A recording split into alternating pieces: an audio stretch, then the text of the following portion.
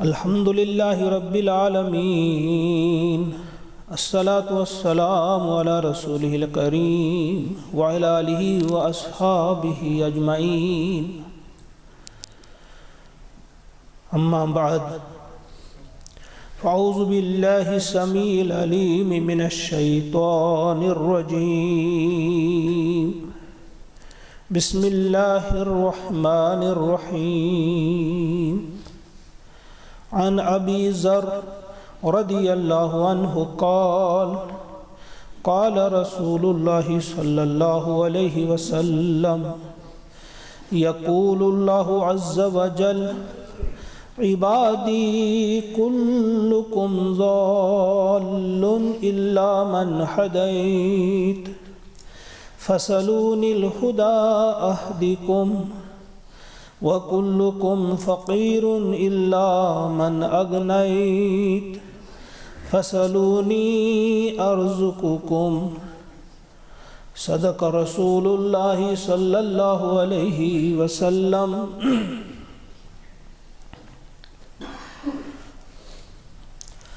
رب اشرح لی صدری ویسر لی امری واحلل عقدۃ من لسانی یفقہوا قولی۔ رب زدنی علما ربنا زدنا علما وحلما وفہما والحقنا بالصالحین۔ ربنا تقبل منا انک انت السمیع العلیم۔ معزز و محترم حاضرین، السلام علیکم ورحمۃ اللہ وبرکاتہ۔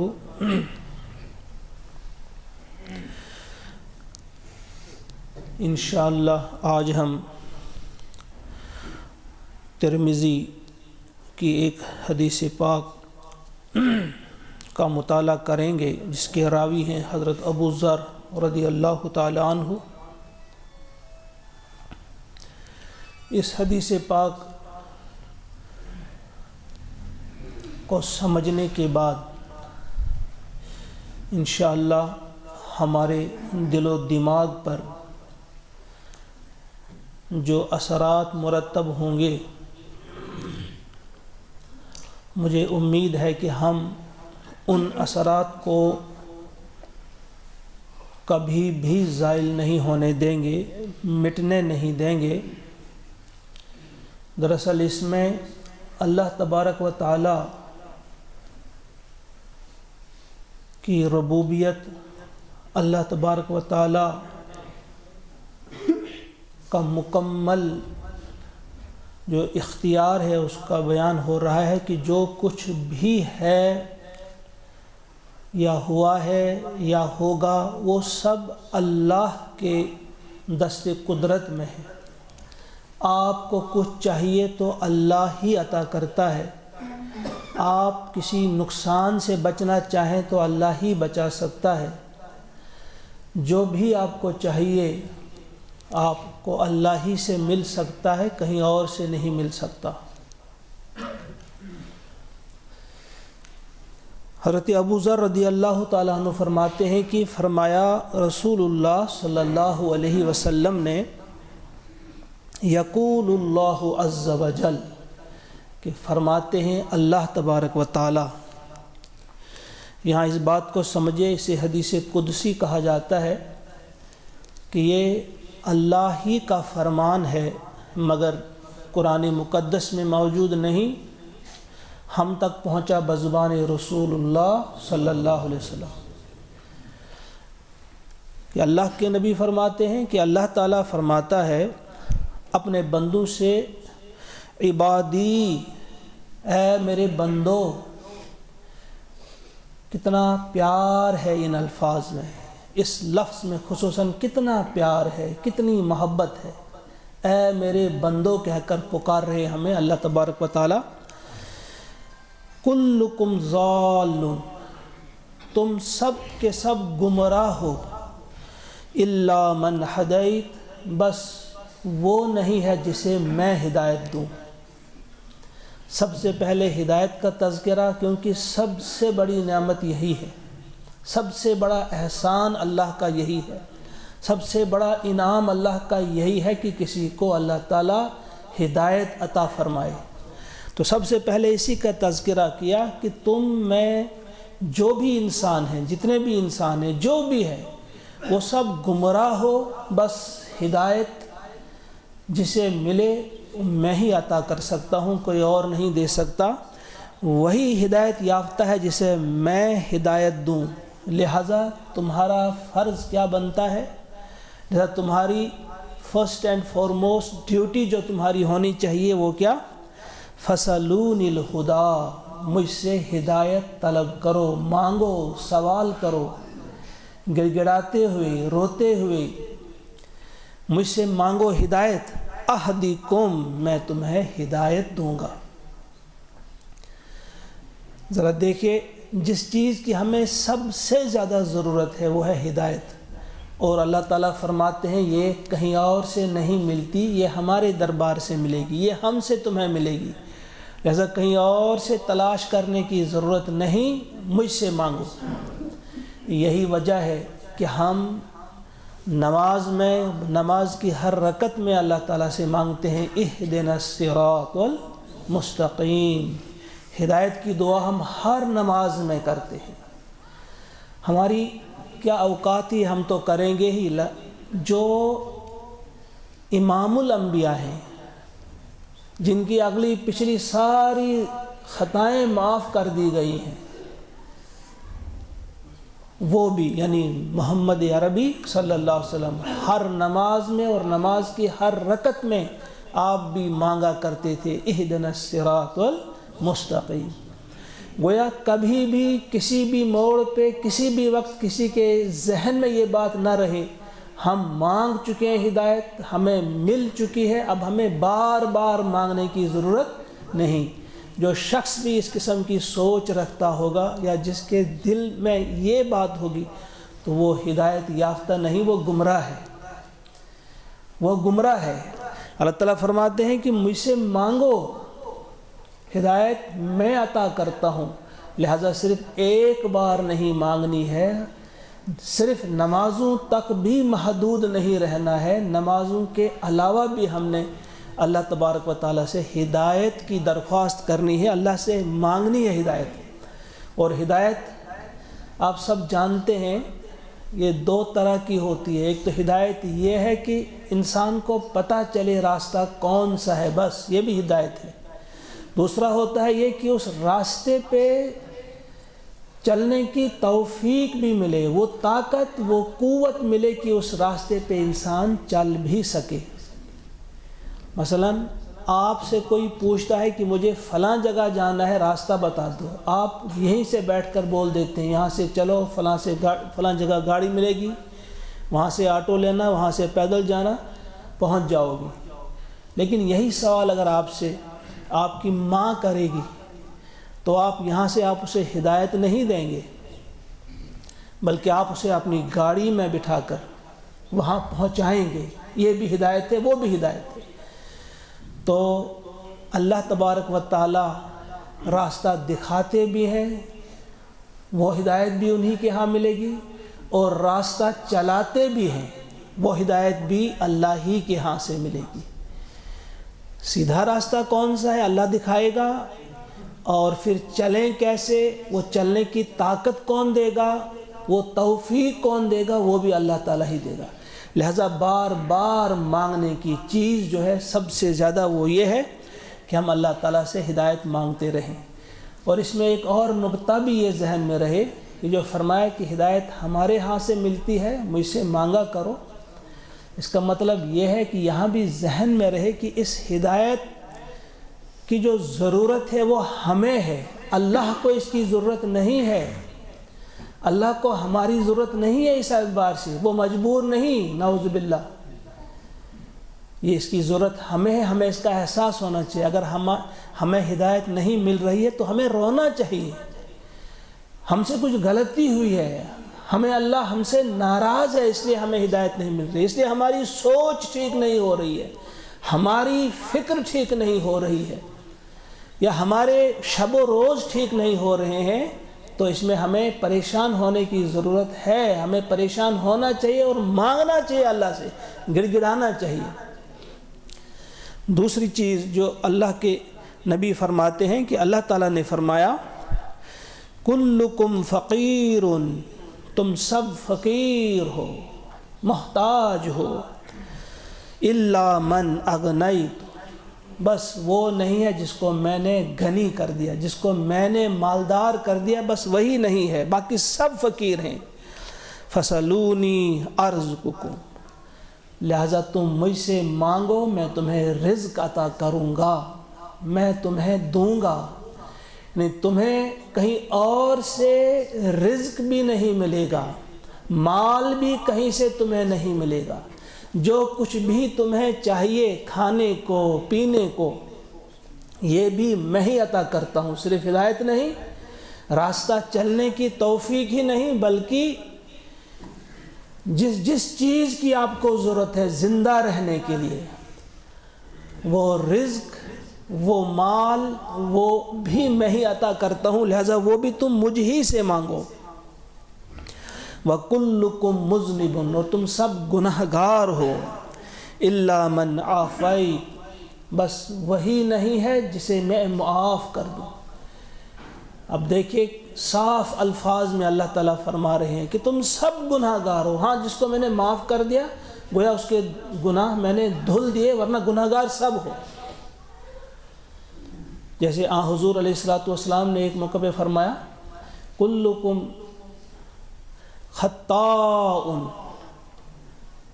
فرمایا آپ سب بے حد خطا کار ہو، یعنی چھوٹے موٹے گناہ گار نہیں، بہت بڑے گناہ گار. وخیر الخطائین التوابون، اور بہترین خطا کار وہ ہیں جو توبہ کرنے والے ہیں.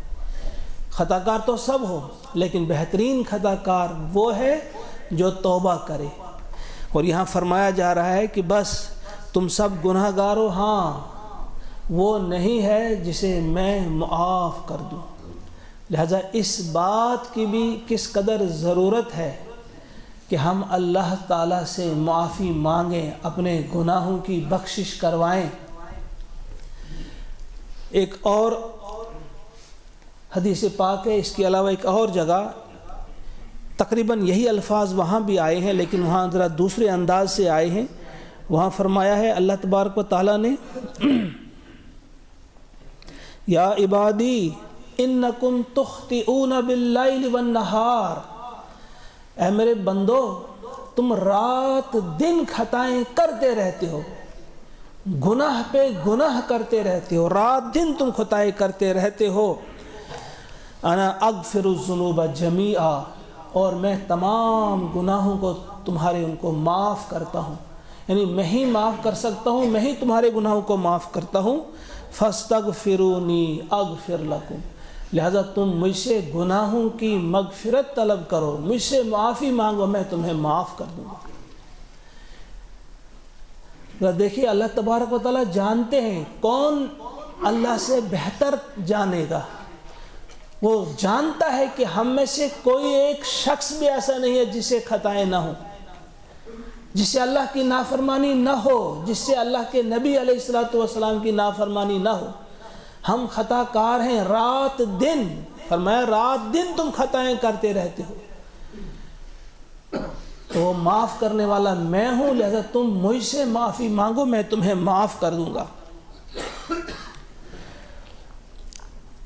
کلکم مذنب الا من عافیت فمن علم منکم انی ذو قدرت علی مغفرہ فاستغفرنی غفرت اللہ. لہذا جس کو بھی یہ معلوم ہو جائے کہ میں گناہوں کو معاف کرتا ہوں تو اسے چاہیے کہ وہ مجھ سے معافی مانگے، اسے چاہیے کہ گناہوں کی معافی مجھ سے مانگے. اگر اس نے گناہوں کی معافی نہیں مانگی تو اس کا جو بھگتان ہوگا، اس کی جو سزا ہوگی، پھر وہ ایک اور جگہ پھر فرمائی اللہ تبارک و تعالیٰ نے ولا ابالی، اور مجھے کوئی پرواہ نہیں، ولا ابالی ولو ان اولکم وآخرکم، کہ اگر تمہارے اگلے پچھلے، وحیکم ومیتکم، تمہارے مردہ تمہارے زندہ، وَرَطْبَكُمْ وَيَعْبِسَكُمْ اور خشک و تر تمہارے اجتمعوا علی اتقى قلب عبد من عبادی وہ جمع ہو جائیں ایک ایسا دل لے کر جیسا دل کسی متقی میرا جو سب سے متقی اور پرہیزگار بندہ ہو اس کا جیسا دل ہوتا ہے ویسا ہی دل لے کر اگر سارے لوگ جمع ہو جائیں اگلے پچھلے زندہ مردہ سارے ہی لوگ کسی جگہ جمع ہو جائیں تو پھر کیا ہوگا اس سے فرمایا ما زاد ذالک فی ملکی تو اس سے میرے ملک اور سلطنت میں کوئی اضافہ نہیں ہوگا جناح بعوضۃ ایک مچھر کے پر کے برابر بھی اس سے کوئی میری سلطنت میں اضافہ نہیں ہوگا۔ دیکھیے یہ نقطہ ٹھیک طرح سے ذہن میں رکھیے، فرمایا جا رہا ہے سارے ہی دنیا کے انسان جمع ہو جائیں، جو آج تک آئے ہیں وہ بھی، جو اس وقت موجود ہیں وہ بھی، خشک و تر سب کچھ جمع ہو جائیں، اس کے بعد وہ ایسے بن جائیں سارے کے سارے جیسا میرا سب سے محبوب بندہ ہوتا ہے، متقی ہوتا ہے، پرہیزگار ہوتا ہے، ویسے ہی وہ ہو جائیں، اس سے بھی میری سلطنت میں کوئی اضافہ نہیں ہوگا، اس سے بھی وہ اللہ کی شان میں اضافہ نہیں ہوگا۔ اللہ تعالیٰ آلریڈی اس مقام پر ہیں، یا مقام کہنا بھی غلط ہے، یعنی اتنی بلندی پر ہے وہ جس سے بڑائی یا جس سے بلندی ہوتی ہی نہیں، ممکن ہی نہیں، لہذا آپ کی عزت میں اضافہ نہیں ہوگا، اللہ کی عزت میں اس سے، اللہ کی سلطنت میں اس سے اضافہ نہیں ہوگا، شان میں اس سے اضافہ نہیں ہوگا۔ اور پھر فرمایا وَلَوْ أَنَّ أَوَّلَكُمْ وَآخِرَكُمْ اور اگر تمہارے اگلے پچھلے وَحَيَّكُمْ وَمَيِّتَكُمْ زندہ مردہ وَرَطْبَكُمْ وَيَعْبِسَكُمْ رطب و یابس یعنی خشک و تر اجتماعوا و جمع ہو جائیں علی اشقا قلب عبد من عبادی کس حال میں، کیسے وہ سارے کے سارے جمع ہو جائیں کہ میرا وہ بندہ جو سب سے زیادہ گناہگار ہو، جس کا دل گناہوں سے بالکل سیاہ ہو چکا ہو، یعنی جتنا جو سب سے بڑا گناہگار ہوگا اور ویسے ہی وہ سب لوگ ہوں، سارے لوگ ہو جائیں، اس سے کیا ہوگا ما نقص ذالک من ملکی جناح بعوضۃ اس سے بھی کمی نہیں ہوگی میری ملک میری سلطنت میں ایک مچھر کے پر کے برابر بھی، یعنی تمہارا سب کا سب نیک ہو جانا اس سے بھی اللہ کو کوئی فائدہ نہیں، اور تمہارا سب کا سب بد ہو جانا، برے بن جانا، انتہائی گناہگار ہو جانا، اس سے بھی اللہ کا کوئی نقصان نہیں ہوتا۔ پھر فرمایا وَلَوْ أَنَّ أَوَّلَكُمْ وَآخِرَكُمْ اگر تمہارے اگلے پچھلے وَجِنَّكُمْ وَإِنسَكُمْ جن انس انسان وَحَيَّكُمْ وَمَيِّتَكُمْ مردہ اور زندہ وَرَطْبَكُمْ وَيَابِسَكُمْ اور رطب و یابس خشک و تر اجتماعوا فی صعید وہ سارے جمع ہو جائیں کسی بہت بڑے میدان میں، سعید واحد کسی ایک میدان میں، فَسَأَلَ كُلُّ إِنسَانٍ مِّنْكُمْ پھر تم میں سے ہر شخص سوال کرے، دعا کرے، مانگے، کیا مانگے مَا بَلَغَتْ أُمْنِيَّتُهُ جو ان کی تمنائیں ہوں، ہر شخص مانگے مجھ سے، یعنی سارے جتنے بھی ہیں آج تک آئے ہیں، مردہ ہیں، زندہ ہیں، جن ہیں، انس ہیں، جو بھی ہیں جمع ہو جائیں ایک میدان میں، پھر تم میں سے ہر شخص مجھ سے مانگے جو تمہاری آرزو ہو، جو تمہاری تمنا ہو، جو بھی تم مانگو، فَأَعْطَيْتُ كُلُّ سَائِلٍ مِّنْكُمْ اور میں عطا بھی کر دوں سب کو، مَا نَقَصَ ذَلِكَ مِن مُلْكِي تو میرے ملک اور میری سلطنت میں کوئی کمی نہیں آئے گی، یا میرے خزانوں میں کوئی کمی نہیں آئے گی، اللہ کما ہاں اتنا کتنا لو ان احدکم مر بالبحر اگر تم میں سے کوئی سمندر کے پاس سے گزرے فغمس فیہ ابرہ تو اس میں وہ سوئی ڈبوئے، ثم رفعها الیہ، پھر اسے باہر نکالے۔ اس سوئی کے ساتھ کتنا پانی لگے گا؟ اس سے سمندر کے اس پانی میں کیا نقصان ہوگا؟ تو فرمایا تم سارے مانگو، جو کچھ مانگنا ہے تمہیں عطا بھی کر دیا جائے، اس کے بعد بھی میرے خزانوں میں کوئی کمی۔ آج کل جو بڑے بڑے دماغ اپنے کہتے ہیں کہ ہم بڑے دماغ والے ہیں، وہ کہتے ہیں کہ آج کی جو صورتحال ہے کہ نیڈس جو ہیں وہ زیادہ ہیں لیکن ہماری ریسورسز کم ہیں۔ وہ کہتے ہیں ریسورسز کم ہیں، ضرورتیں زیادہ ہیں لیکن ہمارے پاس ذرائع نہیں ہیں۔ اللہ تعالیٰ فرماتے ہیں تمہاری نیڈز ہیں کیا؟ میرے خزانے تو اتنے ہیں کہ کتنی تمہیں چاہیے، تمہاری تو نیڈز بہت ہی کم ہیں۔ سوئی کے ساتھ وہ پانی لگنے والا، جو جس چیز کی تمہیں ضرورت ہو سب بھی تمہیں ملے، اس کے بعد بھی میرے خزانوں میں کوئی کمی نہیں آئے گی۔ ذالک، ایسا اس لیے کہ بِأَنِّي جَوَادٌ، کیونکہ میں سخی ہوں، واجدٌ، میں وجود عطا کرنے والا ہوں، میں ہی ایجاد کرنے والا ہوں، میں ہی وجود عطا کرنے والا ہوں، ماجدٌ، بزرگی والا ہوں، افعل ما ارید، میں کرتا ہوں جو کچھ میں چاہتا ہوں، عطائی کلام، میرا عطا کرنا کیا ہے؟ بس ایک کہنا ہے، ایک بات، ایک جو میں نے کہا بس وہ ہو جاتا ہے۔ میرا عطا کرنا بس ایک کہنا ہے، وہ عذابی کلام، اور میرا سزا دینا بھی کیا ہے؟ بس کہہ دینا، یعنی میں نے کہا بس ہو گیا۔ انما امری للشیء اذا اردت، جب بھی کسی چیز کے کرنے کا مجھے حکم کرنا ہوتا ہے، ان اقول لہ، میں کہتا ہوں اس سے کن، ہو جا، فیکون، پس وہ ہو جاتا ہے۔ ھذا حدیث حسن، یہ حدیث حسن ہے، ترمذی شریف کی یہ حدیث ہے۔ کیا فرمایا جا رہا ہے؟ ذہن میں اچھی طرح سے اس بات کو بٹھائیے آپ، اس میں ساری چیزیں آ گئیں۔ الگ سے ایک اور حدیث میں نے کہا وہاں بھی کچھ الفاظ تھوڑے سے اس سے ڈیفرنٹ آئے ہیں۔ وہاں یہ بھی فرمایا ہے اللہ تعالیٰ نے یا عبادی، وہاں 10 مرتبہ یا عبادی آیا ہے، بار بار اس حدیث میں۔ الفاظ تقریباً سیم ہے، تھوڑا سا اختلاف ہے، تھوڑے سے مختلف ہیں یہ۔ کلکم جائع، تم میں ہر ایک بھوکا ہے، الا من اطعمتہ، بس وہ نہیں ہے جس کو میں کھلاؤں۔ گویا کھلانا ہو، کسی کو کھانا چاہے تو وہ بھی مجھ ہی سے ملے گا۔ اسی طرح فرمایا تم میں ہر شخص ننگا ہے سوائے اس کے جسے میں پہنا ہوں، لہذا تم مجھ ہی سے مانگو، فاستقسونی، تم مجھ سے کپڑا مانگو، لباس مانگو، اکسکم، میں تمہیں پہناؤں گا۔ جو کچھ بھی ملتا ہے اللہ کے دربار سے ملتا ہے۔ یہ ساری چیزیں الحمدللہ مانگتے ہیں ہم، لیکن مانگنا اور مانگنے میں فرق ہے۔ شاید ہم صرف کھانا مانگتے ہیں، پینا مانگتے ہیں، اس لیے ہم میں کوئی بھوکا نہیں سوتا، کوئی ننگا نہیں ہم میں ہے، یہ چیزیں ہمیں ہیں۔ لیکن جو چیز ہم مانگتے نہیں ہیں، شاید اللہ بچائے، وہ ہے ہدایت۔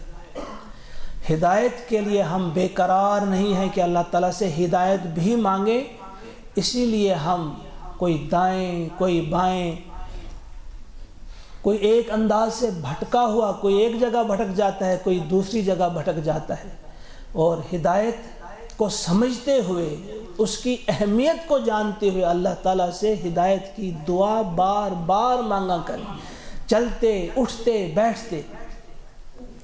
اس کی ضرورت ہمیں ہے، یہ ہماری ضرورت ہے، اس میں کسی کا فائدہ اور کا نہیں، ہمارا اپنا فائدہ ہے، یہ ہمارے فائدے کیجیے۔ اگر ہم اس سے دور بھاگیں گے نقصان ہمارا ہوگا۔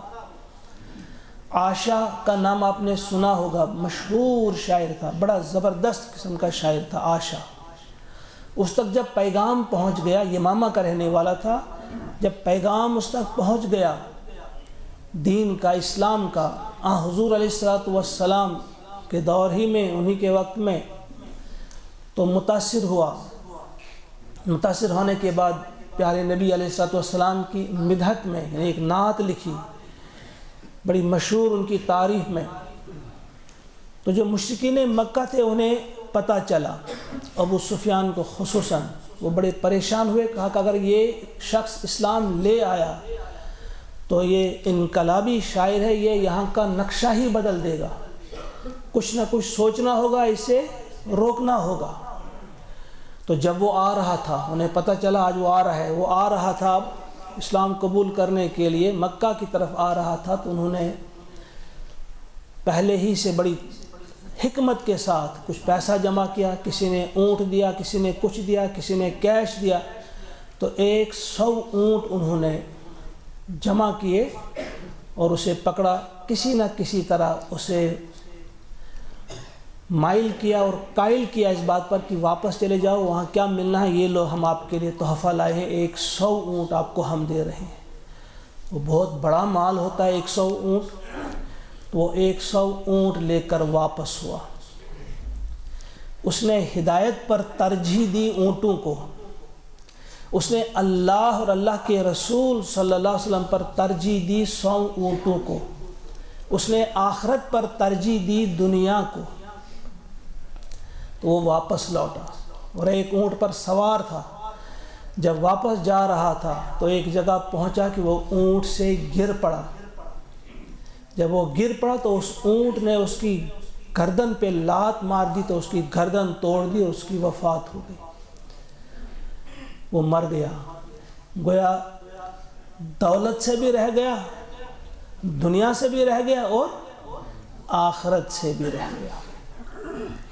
جو ہدایت پر ترجیح دیتا ہے کسی اور چیز کو، تو پھر آپ خود ہی اندازہ کر سکتے ہیں کہ اس کا مستقبل کیسا ہوگا۔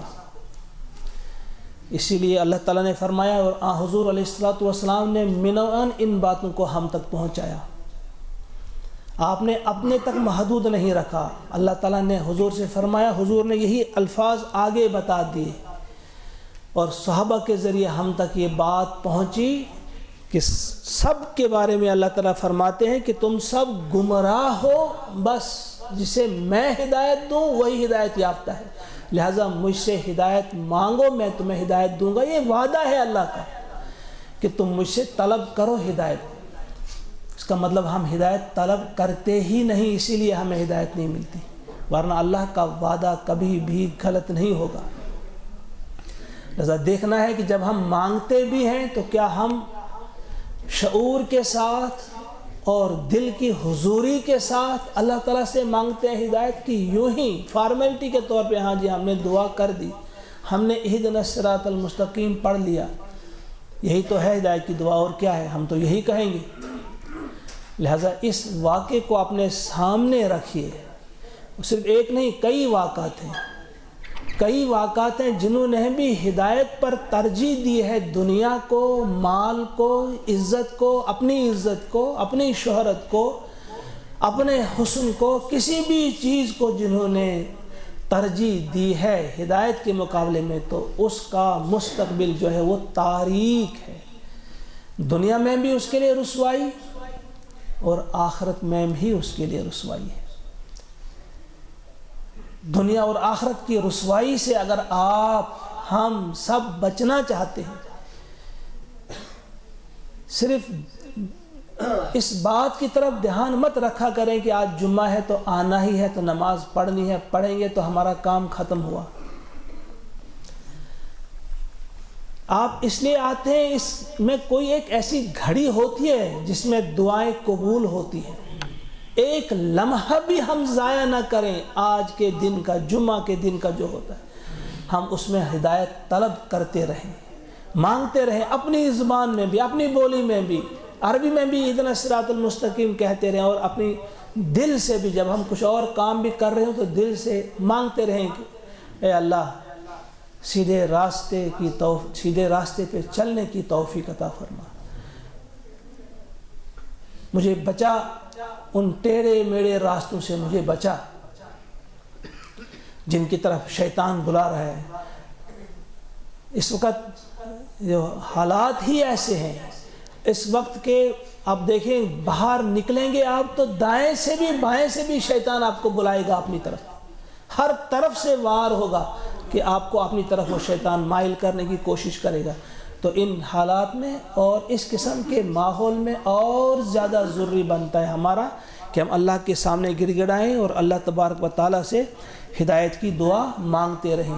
اللہ تبارک و تعالیٰ سے دعا ہے کہ وہ ہم سب کو توفیق عطا فرمائے کہ ہم اس کی اہمیت کو سمجھتے ہوئے، اس چیز کو جانتے ہوئے کہ ہمارے لیے جو سب سے بڑا سرمایہ ہے، سب سے بڑا انعام ہے، سب سے بڑی ضرورت جو ہماری ہے وہ ہدایت ہے۔ اگر ہدایت ہمیں ملی، پھر ہمارا پیسہ، ہمارا سرمایہ وہ ہمارے لیے رحمت ہے، پھر ہمارے بچے بھی ہمارے لیے رحمت ہے، پھر جو کچھ بھی ہمیں دنیا میں ملے گا وہ ہمارے لیے رحمت ہوگا۔ اگر ہدایت ہی ہمیں نہ ملی، پھر جتنا بھی پیسہ ہوگا اتنا ہی وہ ہمارے لیے اللہ بچائے لعنت ہوگا، زحمت ہوگا، اللہ سے دوری کا سبب بنے گا۔ وہ ہمارے لیے پھر خسران ہی خسران ہے، گھاٹا ہی گھاٹا ہے اگر ہدایت نہ ہو۔ اگر ہدایت ملی ہمیں، پھر جتنا سرمایہ ہوگا اتنا ہمارے لیے رحمت، جتنی اولاد ہوگی وہ بھی رحمت، جو بھی پھر ہمیں ملے گا تو وہ ہمارے لیے رحمت ہی رحمت ہوگی۔ اللہ تعالیٰ سے دعا ہے کہ ہمیں سیدھے راستے پہ چلنے کی توفیق عطا فرمائے۔ ربنا تقبل منا انک انت السمیع العلیم۔ السلام علیکم ورحمۃ اللہ وبرکاتہ۔